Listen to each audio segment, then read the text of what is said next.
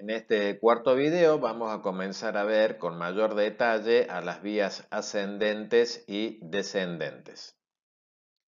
Para esto es importante que podamos configurar el recorrido de la médula espinal. En este caso lo vamos a ver a través de dos segmentos medulares en donde vamos a encontrar elementos que ya conocemos como el nervio raquídeo, la región sensitiva, la sustancia gris en la región sensitiva, en la región motora y el nervio, en este caso el nervio motor, en el componente motor. Sin embargo, vamos a detenernos ahora en la sustancia gris, donde estamos viendo acá una región posterior que está vinculada a las vías sensitivas ascendentes que van a llevar información para procesamiento en centros superiores, y desde allí habíamos comentado que iba a haber un descenso producto de ese procesamiento de la información que se va a transportar por la sustancia blanca y que va a ir directamente hacia las regiones motoras o sí, con las motoneuronas.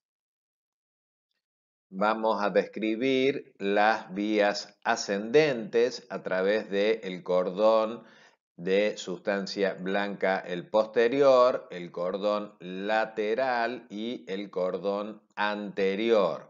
En este sentido, vemos cómo desde las regiones posteriores, acá yo les voy a pedir que por ahora tomen nota y que identifiquemos algunos fascículos como el gracilis y el coneatus, que van a formar la columna dorsal o hasta lateral. Vamos tomando nota de este concepto. En las regiones laterales de los cordones de la sustancia blanca, acá vamos a identificar el tracto espinotalámico, tomemos nota de este nombre, y de los tractos espinocerebelosos, y espinotalámicos, para que ustedes vean que a su vez hay distintas regiones que se le dedica en la sustancia blanca al paso de estos tractos, que muchas veces lo vamos a dividir en dorsal y ventral, como en el caso del espino cerebeloso, y el lateral y el anterior para el caso del espino talámico.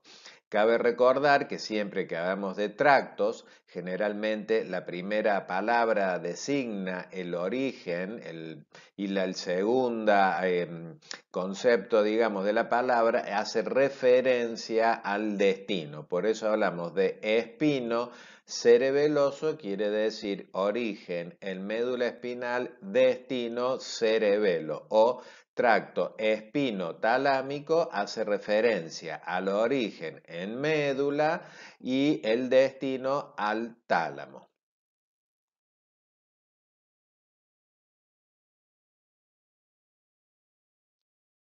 Las vías ascendentes hemos dicho que son de naturaleza sensitiva, que van a transportar información hacia los centros superiores, pueden alcanzar la corteza cerebral, y que estas vías las vamos a dividir en dos grandes tipos en función de la información que van llevando. Una de ellas es de naturaleza exteroceptiva, que se origina fuera del cuerpo, como por ejemplo cuando hacemos un registro de temperatura, tacto o aquellas cuestiones que nos van a provocar o van a ser fuente de dolor o de daño de el tejido o del cuerpo. Y otras fibras sensitivas ascendentes van a transportar información de naturaleza propioceptiva, que está ahora en el interior del cuerpo. Estos receptores, particularmente los músculos y las articulaciones, porque necesitamos constantemente estar informados respecto de la posición que tiene el cuerpo o respecto de los movimientos. Ustedes podrán tener la experiencia a veces de estar sentados y vieron cómo cada tanto tendemos a cambiar de posición, ¿sí? Más allá de un registro sensitivo que a veces puede incluir un ligero adormecimiento de alguna parte parte del cuerpo o a veces registramos algún dolor y esto nos motiva para un cambio postural, pero en todo momento tenemos que tener un registro respecto de cómo van siendo esos movimientos, su posición, ¿sí? Y el registro en definitiva de lo que movemos, ya que si no hay sensibilidad el movimiento se ve afectado notoriamente. Respecto de las vías que habíamos señalado en el esquema o en el gráfico anterior, que habíamos marcado la vía espinotalámico, espinocerebelosa y las columnas dorsales, recuerden muy bien estas vías que conducen información sensitiva y siempre de manera topográfica, informando sobre el registro de determinadas partes del cuerpo y determinada información. Son fibras que en principio debemos saber que son ascendentes y que van a decusar a la altura de la línea media o de las pirámides vulvares. Decusar quiere decir que van a cruzarse de manera tal que la información sensitiva es procesada por el hemisferio lateral. En otras palabras, la sensibilidad que podemos nosotros tener en la mano izquierda, sea de dolor, de temperatura, de presión, que vamos registrando, esta información va a ser procesada por las áreas sensitivas del hemisferio derecho. Luego, en relación a las columnas dorsales, debemos saber que estas no decusan en el bulbo raquídeo, pero si bien ahí se va a dar en factor común esta decusación, es ahí que estas fibras van a formar el lemnisco medio en la medida que se unen para seguir el ascenso ahora de una manera unificada en esta nueva vía que denominamos lemnisco medio. Cuando hablamos de vías, en este caso ascendentes, debemos tener siempre presentes que toda vía va a estar conformada por tres cuerpos neuronales que van a estar interconectadas. Luego, si las vías van a tener una determinada longitud, esa longitud viene dada por las prolongaciones axonales o las fibras propiamente de estos cuerpos neuronales. Por lo tanto, para reconstruir una vía, debemos identificar claramente tres niveles, que es donde se aloja la primera neurona, la segunda y la tercera neurona. En general, la primera neurona o de primer orden se encuentra en lo que ya venimos refiriendo de manera reiterada, que es el ganglio espinal que está presente dentro de la porción sensitiva del nervio raquídeo. Ahí habíamos dicho ya que se encontraba el cuerpo neuronal de la vía sensitiva y esa es la primera neurona o el primer orden de procesamiento. La segunda neurona o segundo orden de procesamiento se encuentra propiamente en la sustancia gris, con un axón que va a decusar en el mismo segmento medular para seguir el camino ascendente. Vale decir que acá no estamos saliendo de la sustancia gris medular. Finalmente, la tercer neurona o el procesamiento de tercer orden está en el tálamo, que el tálamo es una estructura que empieza a ser como un destino bastante común a todas las vías sensitivas, ya que el tálamo es una estructura que se localiza en el centro del cerebro y que tiene como finalidad llevar la información específica según que se está transportando hacia las distintas regiones de la corteza para un procesamiento específico. Si hacemos una metáfora con la función del tálamo, podríamos decir que el tálamo es como una especie de correo central que va a recibir información o cartas de distintas regiones geográficas, luego las va a clasificar y en base a eso las va a proyectar a determinada zona de la corteza cerebral o, si seguimos la metáfora del correo, las va a enviar a los destinos que corresponden, que en este caso proyecta el tálamo hacia las áreas sensitivas de la corteza parietal, particularmente en lo que llamamos la circunvolución parietal ascendente, donde vamos a ver más adelante, y sobre todo cuando comprendamos la organización del movimiento, que en esa circunvolución parietal ascendente existe una representación de todo el cuerpo en lo que llamamos el homúnculo sensitivo. Acá les dejo un esquema sobre una síntesis de las principales vías ascendentes. Esto está tomado de los libros, de los textos que ustedes tienen. Es para que ustedes tengan esta referencia y busquen esta misma tabla. Interesa especialmente que puedan identificar la vía, que puedan identificar la función y que puedan identificar dónde está la primera, la segunda y la tercera neurona. Lo pueden hacer fácilmente desde el texto, particularmente el texto de Snell. Nos detenemos ahora en las vías descendentes o aquellas provenientes de centros superiores. Acá vamos a retomar este esquema sencillamente para empezar a identificar sus nombres y las regiones que están implicando dentro de la sustancia blanca medular. En este sentido, un haz de fibras que tenemos que tener muy presente es la córtico-espinal lateral, corteza, córtico, que tiene su origen en la corteza, espinal, que tiene su destino en la médula. Tenemos que identificar el fascículo rubroespinal.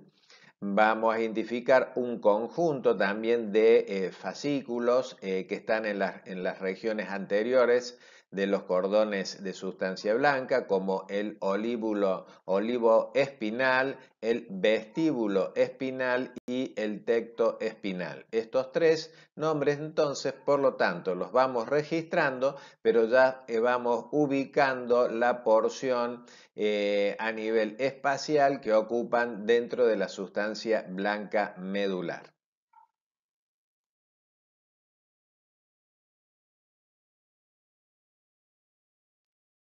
Habíamos dicho que las vías descendentes transportan información motora.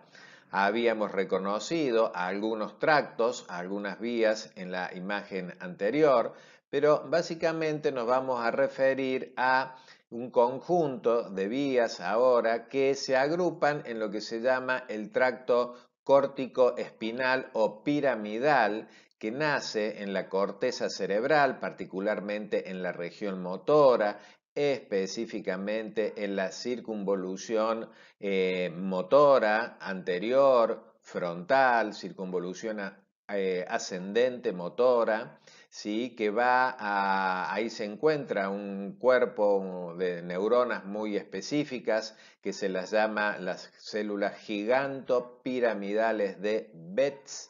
De ahí de que esta forma piramidal que tienen estas células le da el nombre a este tracto córtico espinal o piramidal, ¿sí? Que inerva junto con el tracto rubroespinal a las motoneuronas que finalmente van a alcanzar a los músculos distales o más alejados del cuerpo.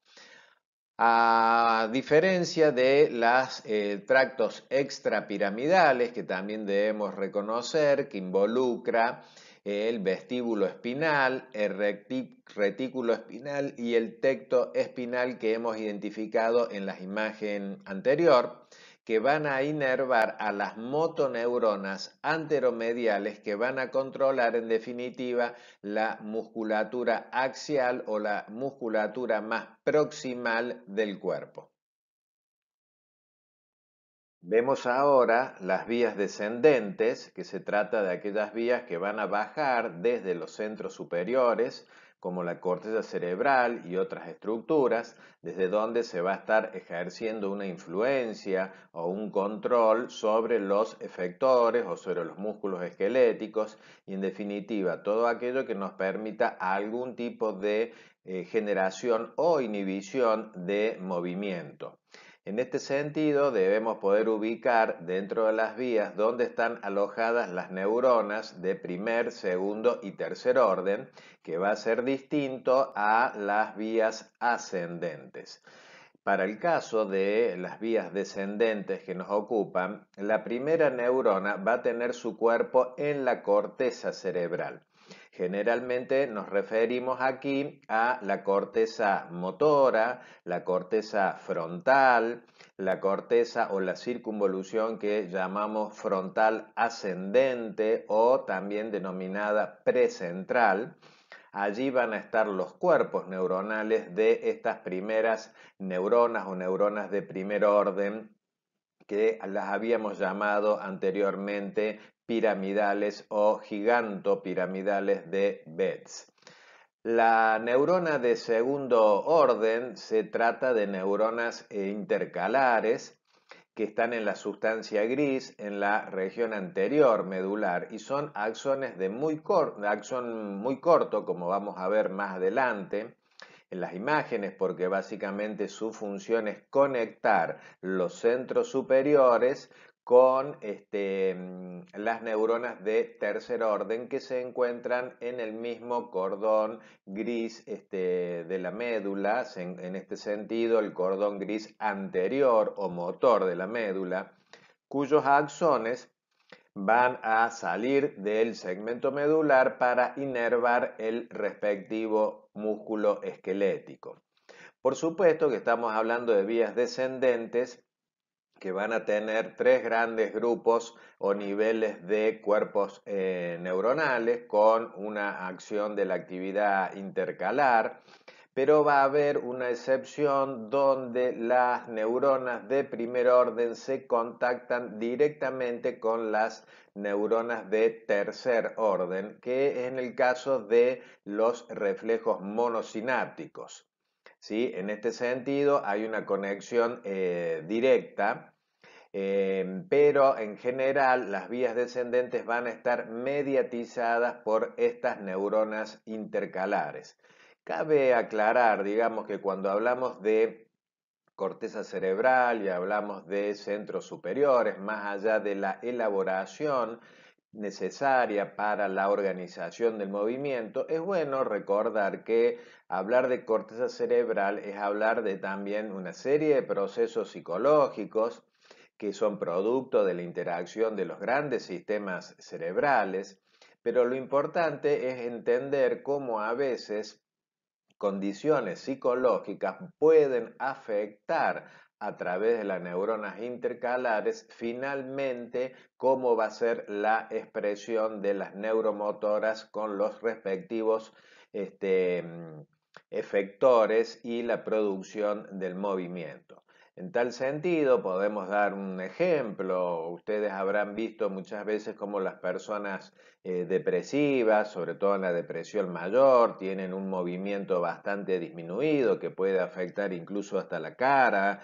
tener hipomimia que se llama o tener lentitud de movimientos. Incluso una de las cosas que nos llama la atención de estos problemas es relativo a la disminución del movimiento, pero en muchos casos se trata de lo que se está elaborando a nivel cortical, a nivel de funciones o estructuras superiores con componentes psicológicos.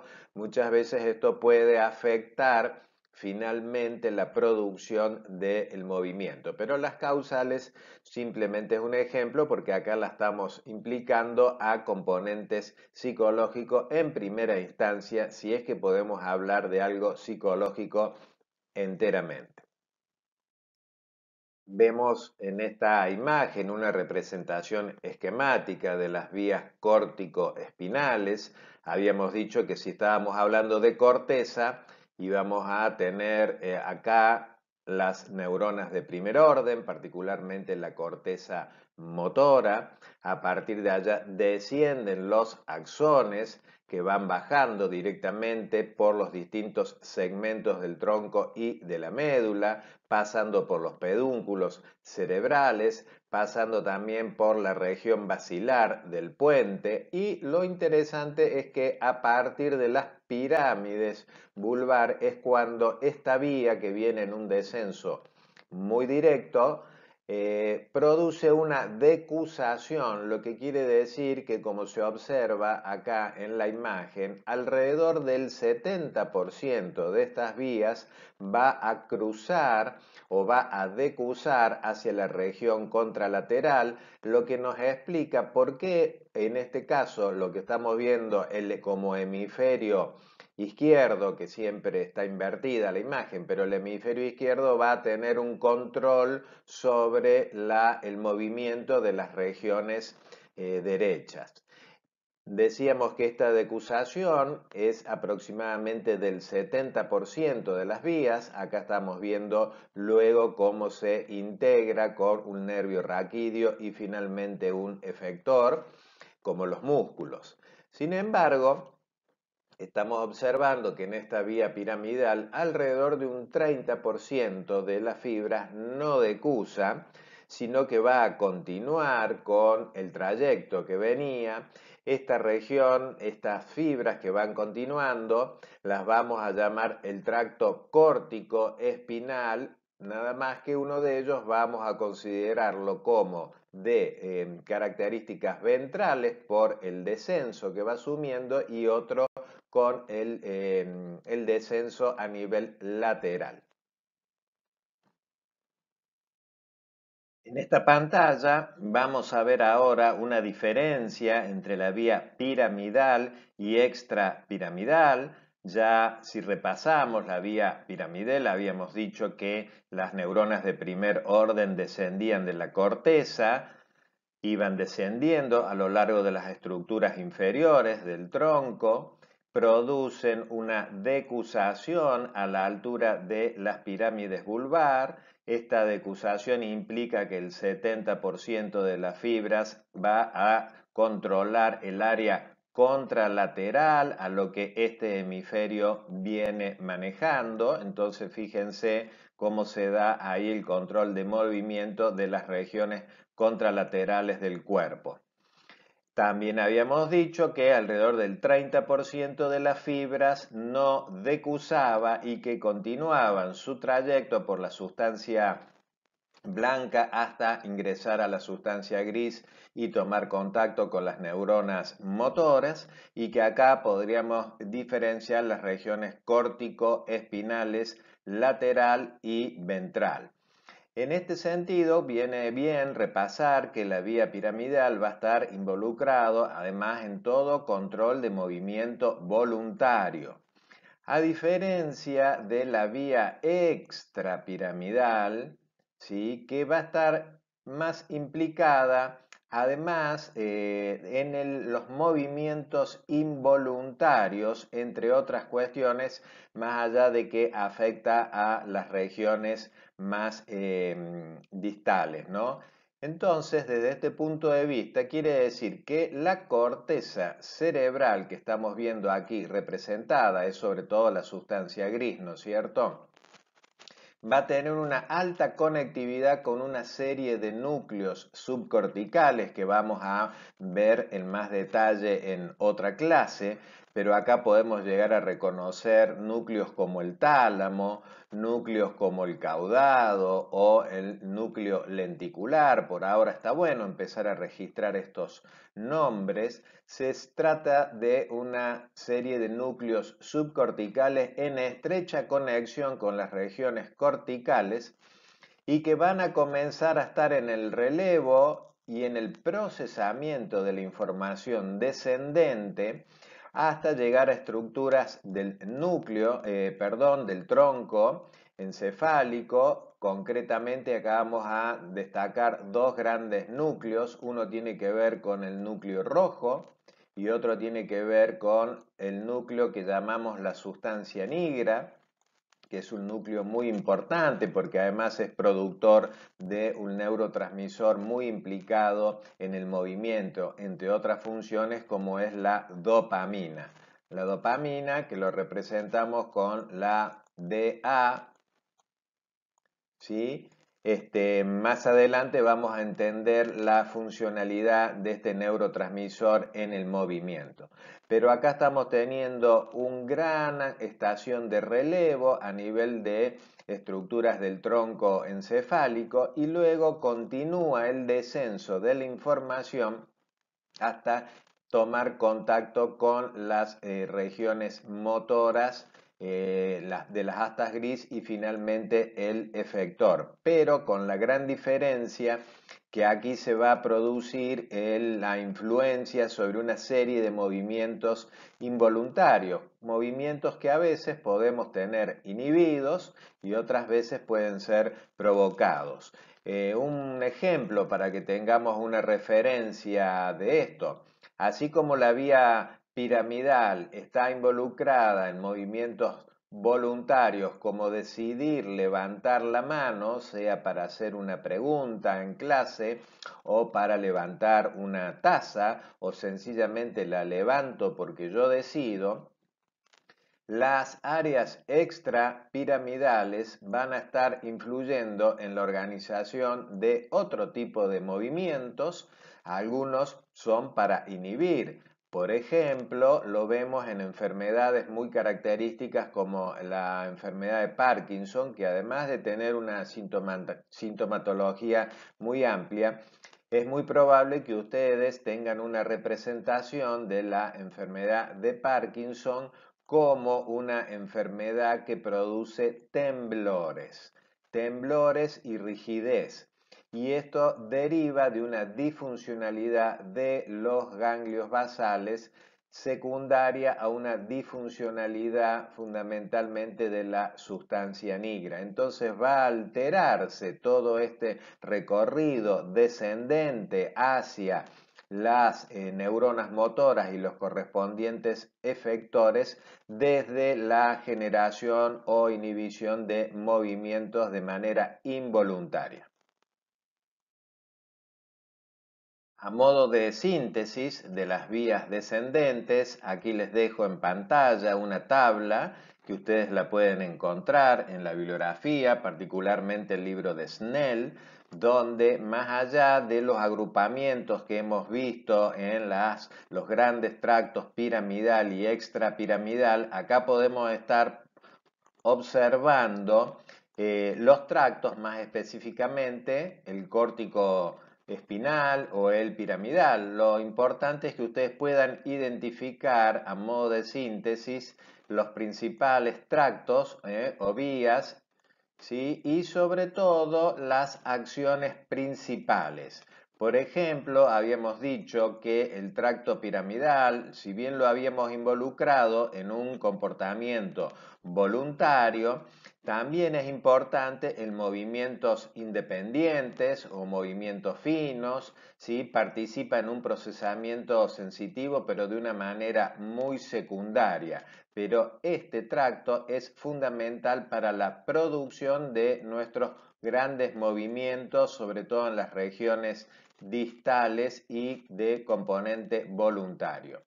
El tracto rubroespinal es un tracto que tiene una función un tanto similar a la vía piramidal, a pesar de que está un poco controvertida su participación en funciones o en comportamientos motores voluntarios, pero sí por lo menos produciría algún déficit que se combina en este tipo de movimientos muy similar a la vía piramidal.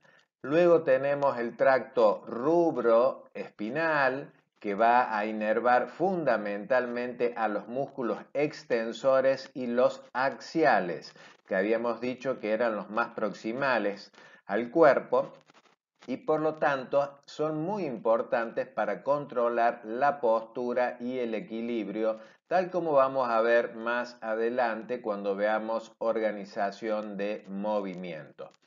Y por último tenemos el tracto retículo espinal que a modo de síntesis vamos a decir que es un tracto que está implicado en el tono extensor profundo, es decir, la afectación de estas áreas o de estas vías, perdón, ¿sí? Va a afectar de manera tal que puede producir una pérdida que implica el movimiento de los extensores, que hemos dicho que debían ser sinérgicos en la medida de que había extensión y contracción muscular.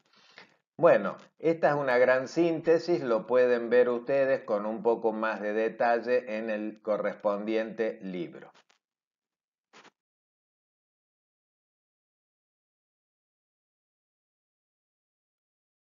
Y para hacer ahora una síntesis de las vías ascendentes, en este sentido vamos a hacer una pequeña síntesis comenzando por conocer o reconocer las principales funciones desde la sensibilidad superficial, la exterocepción, aquella información que tomamos en base a nuestros receptores.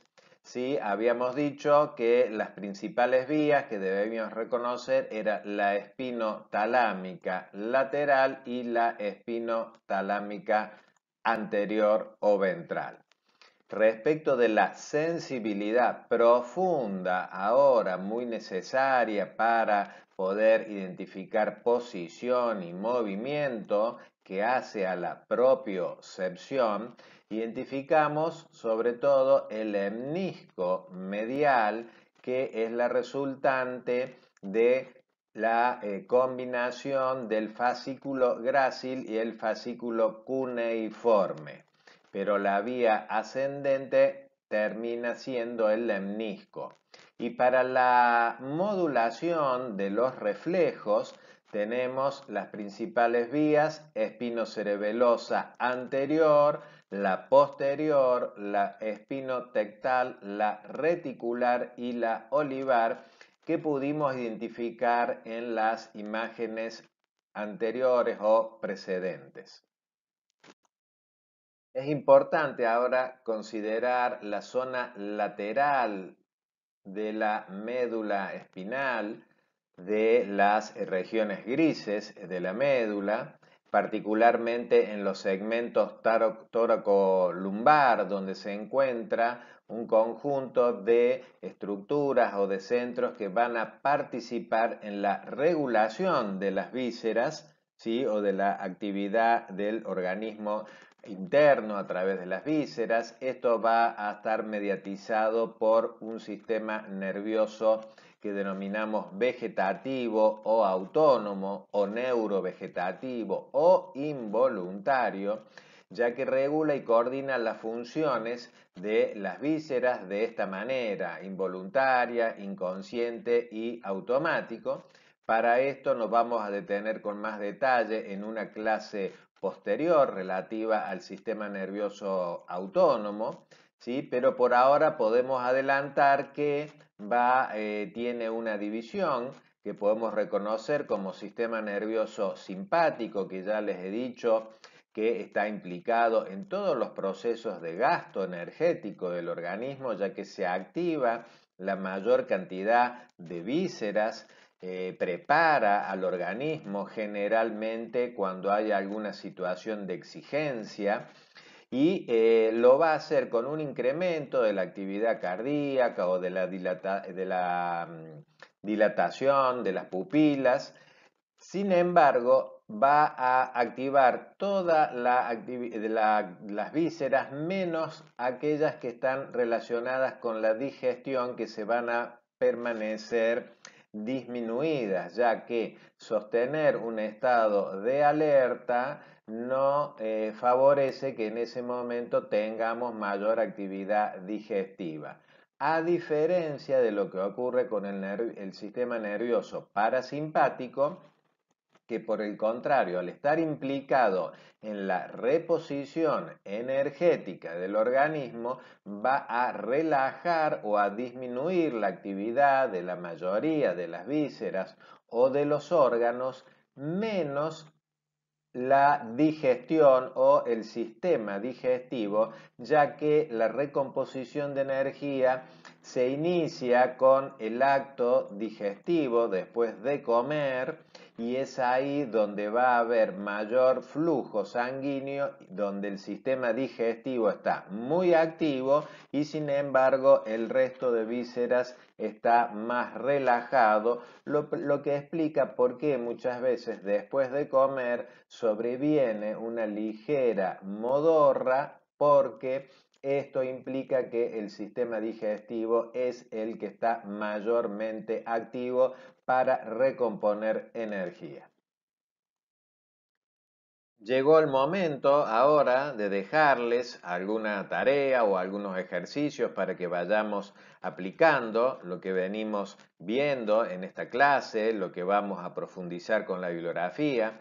En este sentido, yo acá les dejo una vía, ¿sí? Para que ustedes identifiquen primero qué vía es que desde el punto de vista funcional la información que está transmitiendo es el tacto y la presión leve. Entonces, ¿cuál es la vía que transmite esta información y dónde se encontraría las neuronas de primer nivel, de segundo nivel y de tercer nivel o tercer orden? Pueden encontrar muchos ejemplos de estos en la bibliografía de Snell para distintas vías, pero bueno, vamos a elegir algunas. En este caso, para el tacto y la presión, podríamos haber elegido también temperatura y dolor como vías bastante didácticas para aprender. Para ejercitar lo aprendido, acá les dejo también otros estímulos, como por ejemplo, a ver si pueden describir sintéticamente la estructura de la sustancia gris, tanto desde la perspectiva posterior, lateral y anterior. Si pueden describir sintéticamente la estructura de la sustancia blanca en sus cordones posterior, lateral y anterior. Responder qué diferencia se puede establecer entre las vías ascendentes y las vías descendentes.